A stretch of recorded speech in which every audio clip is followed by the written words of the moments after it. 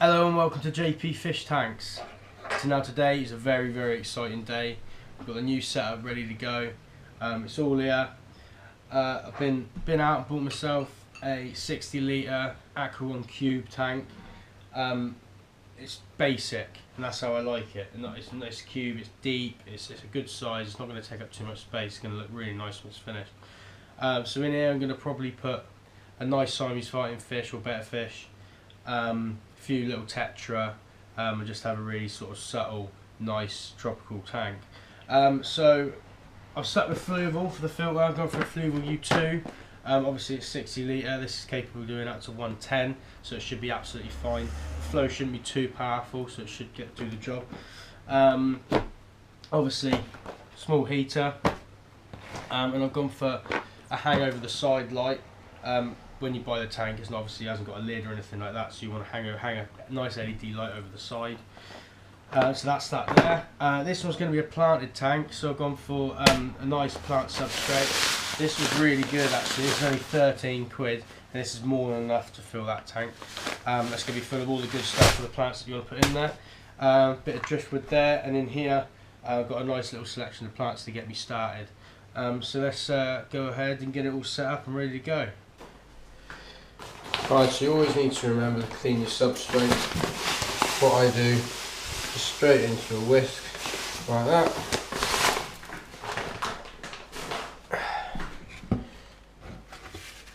Like that. And then, probably slightly warm is always good. Just go over the whole lot.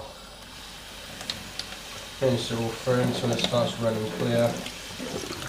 Some people don't like to do this because obviously this is a plant substrate and you're getting rid of some stuff, but there is a lot of bad stuff in there, which is best to get out because otherwise you're going to put your water in there and it's just going to cloud straight away. So move through that, so it'll start running nice and clear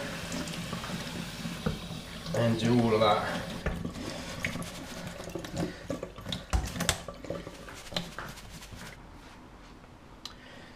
So now all the substrate's been cleaned, I can start to fill the tank. Now it's nice and deep when you're going to heavily plant a tank. So you've got lots of room for the plants to root. And you can be really sort of, don't have to be perfect, just like maybe build it up on one side there. You've got to remember when you're scaping, as soon as you put water in, everything changes, so the abstract the better in my eyes.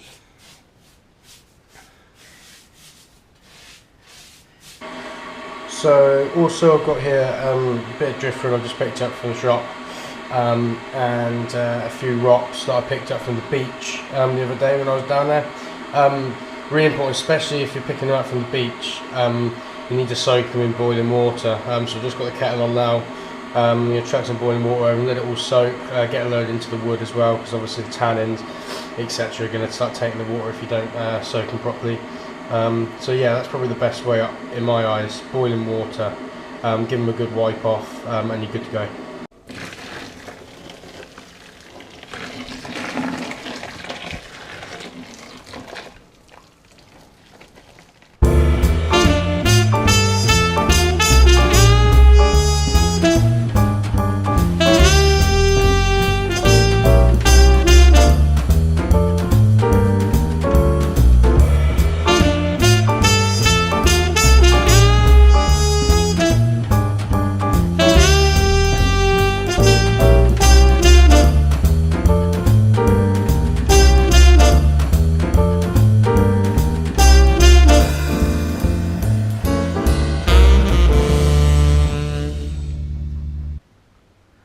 So the substrate's in, the wood's in, the rocks are in. I've just put the heater up in the top left. Now we're just going to have a look at the Fluvel U2 out of the box. I've used a lot of Fluvel stuff before. In my koi setup over there I've got a Fluvel external filter 206 and a Fluvel U3.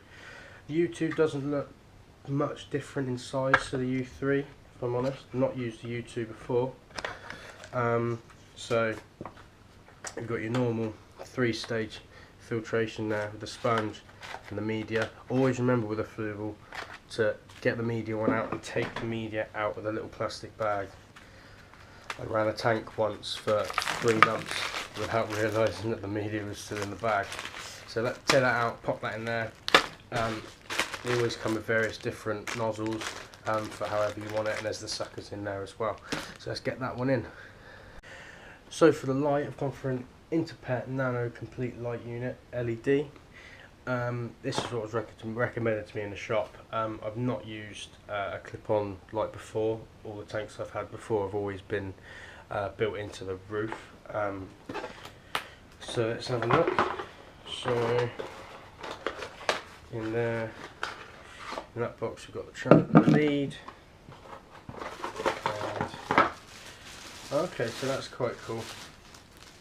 Quite a nice look to it actually. There, and then obviously that's the clip that goes in there somehow. Ah, there we are. That goes in there. And just clips straight onto the side of the tank. Yeah, it looks pretty good. I'll stick it on and we'll have a look. Okay, so it's all in. The light actually looks really nice. I like how it sits over the side. It's got a really nice feature on it where you turn it on. It gradually builds in light, which is nice. So it's not so startling for the fish. Got all the plants in, ready to go. Obviously they'll all stand up when the water comes in.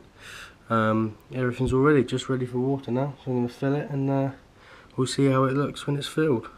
So here it is, filled with water. It's gone quite cloudy and the substrate was very messy when I was filling. So it's clouded up a little bit, but that's okay. It should take about a day or so to clear. Filter's all up and running.